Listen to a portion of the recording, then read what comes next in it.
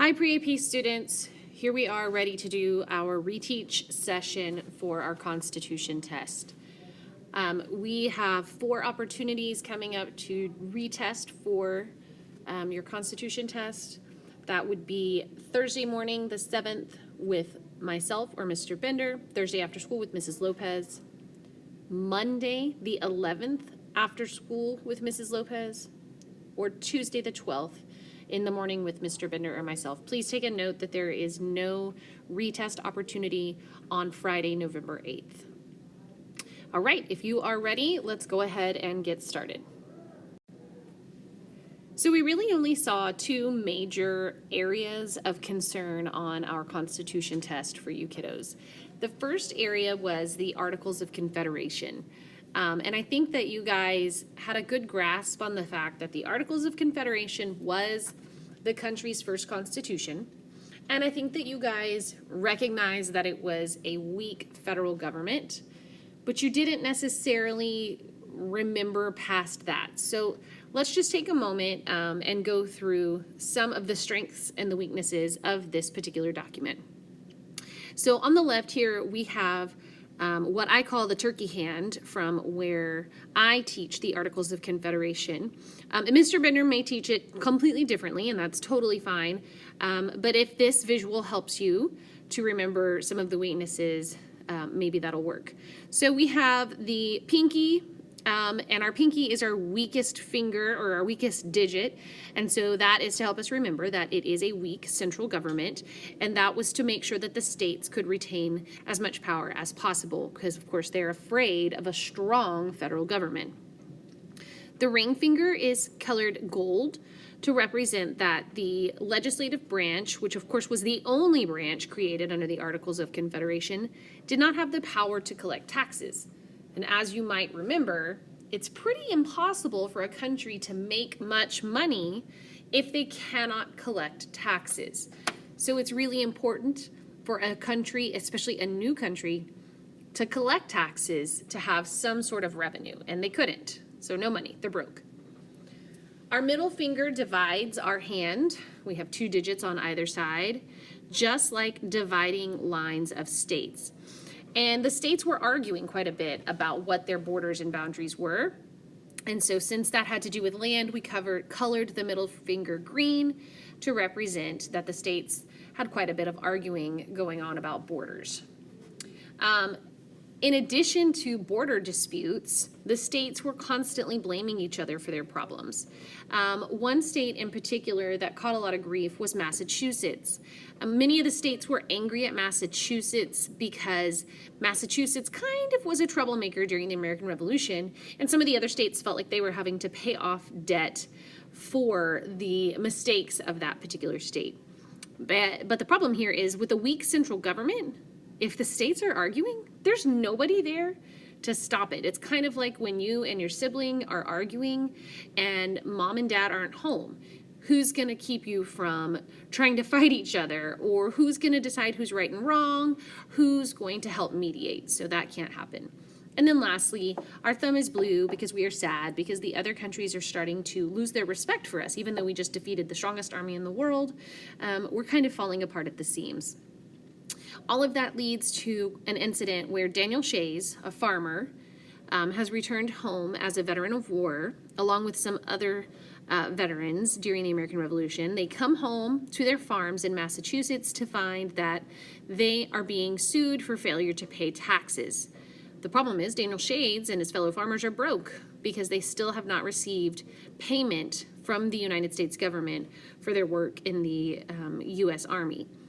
So they cause a rebellion, they start burning buildings, they start attacking tax collectors, and because we have no strong federal government, and because we have no armed forces at the time, this shows that the federal government has been created so weak that they can't stop problems like this. Okay, so now let's go to the strengths of this document. One really awesome thing was that the Articles of Confederation did give the legislative branch the ability to declare war and to make treaties. The legislative branch was also given the authority to operate post offices, which I know seems kind of trivial to us now, but it was really important back then. And then lastly, they were given the ability to add states. And if you'll remember, the ability to add states came through a document that they called the Northwest Ordinance. And so that's what you see over here as the strength on the wrist here, the chain. The Northwest Ordinance said that once states received a population of 60,000 residents in the new Northwest Territory that we had gained from the Treaty of Paris, and once they had declared themselves free of slavery and met a few other guidelines, that they could apply to become a state. And so that was definitely a strength of the Articles of Confederation. Hopefully that clears up a little confusion on that, and now we're going to move on. All right, so here's the doozy. I think that a lot of you were probably on holiday tour if you missed some of these principles of government questions. And then some of you might have been there and just been struggling. These principles are complex issues, which is why we told you guys that we're on holiday tour that it was so important for you to do the work that you missed on your own.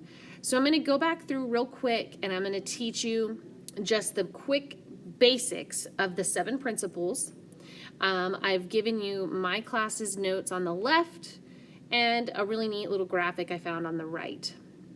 So I'm going to just start on the left of my notes with individual rights. This one should be pretty easy. Individual rights are those rights that we find in the Bill of Rights, basic freedoms, things like that. If you're looking at a test question, you want to look for the words rights or freedoms to identify individual rights. Popular sovereignty. Popular sovereignty literally translates into people and power. So we the people, the quotation at the very beginning of the Constitution, really reflects this concept, telling us that the people are the supreme source of power for our government. The government gets all of its authority from the actions of the people, their votes, their representatives, and so on. If you're answering a test question about popular sovereignty, you want to look for either the word people or the word citizens. Checks and balances and separation of powers kind of go hand in hand. So I'm actually going to go to those two next, and I'm going to skip limited government for just a minute. So separation of powers. Separation of powers literally gives powers to each of the 3 branches. The legislative branch makes the laws, the executive branch enforces the laws, and the judicial branch interprets the laws. Each branch has a specific job to do, whereas checks and balances is making each of those branches check on another branch. Basically, they're calling them up and saying, hey, you didn't do your job right. You need to fix it in some way. Okay, so just one example of checks and balances would be that Congress, the legislative branch, has the ability to create laws, to make laws. When laws are first made, they're called bills. They go straight to the president's desk in the executive branch. The president can choose to ratify or enforce that law, or if the president does not like that law, he or she may veto the law and send it back to the legislative branch for another look. So that's just one example of checks and balances. So separation of powers defines the jobs of the branches. Checks and balances says who is going to check on which power of the other branch. Limited government should be pretty easy, especially if you attended 6th grade in Northside. I know you guys really focused on that. A limited government is a government where every single person must follow the laws. Government officials are limited by the rights and powers they have in the Constitution. So in other words, the president can't do anything he wants. The president has to abide by every law that every other U.S. citizen has to follow. The Constitution is what gives our government its power. If you're answering a question about limited government, you definitely want to look for the word Constitution.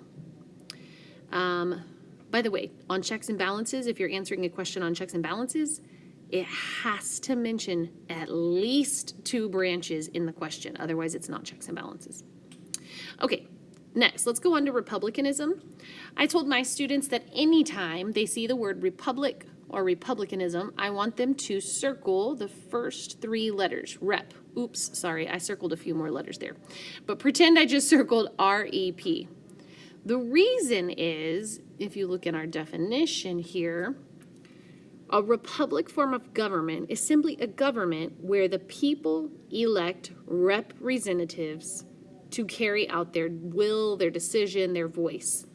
So republic or republicanism and rep both start with R-E-P. Hopefully, if you will circle rep anytime you see it, that will cause you to miss less questions. And last but not least, federalism. If nothing else, our Rollins and 8th graders are going to get this one this year. This is something our kids struggled with last year. Federalism sometimes gets confused with separation of powers, and here's why. Let's look at the definition. It says, federalism is the division of power between the federal government and the states. Well, kiddos are seeing division of power, and they're thinking, oh, separation of powers. No, no, no, no, no, no, no. Did we see anything about the branches in that definition? No. If you look over here at separation of powers, we see branches, branches, branches, all over the place. Federalism is all about dividing the power between the federal government and the state government. If you don't see the word states, it's not federalism. Make sure you remember that. So anytime you see the word states, circle it and check to see if you are looking at an issue of federalism. I hope this helps you guys. Best of luck on your retest.